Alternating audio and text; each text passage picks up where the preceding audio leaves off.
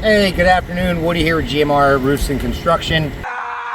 Oh my God! Day 2 here in Sarasota Sailing Squadron. I'm finally getting that right. It's kind of like Sally sells seashells by the seashore, you know, or how much wood could a woodchuck chuck if a woodchuck could chuck.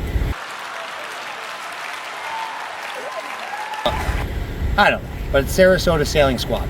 So we finished up today, got our strapping on some of our high side eave. We're missing a little top course over here, but we've got everything we've got here dried in. But it's also the World Cup day. It's day number 2.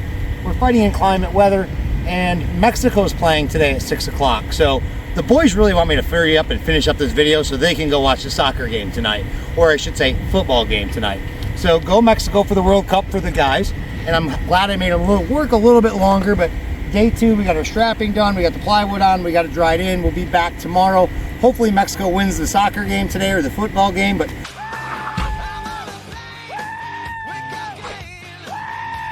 other than that, like us, find us, and follow us, and we are actually nice people. We do let the guys go home to watch their Super Bowl. So go Mexico and World Cup. So thank you guys, have a blessed day.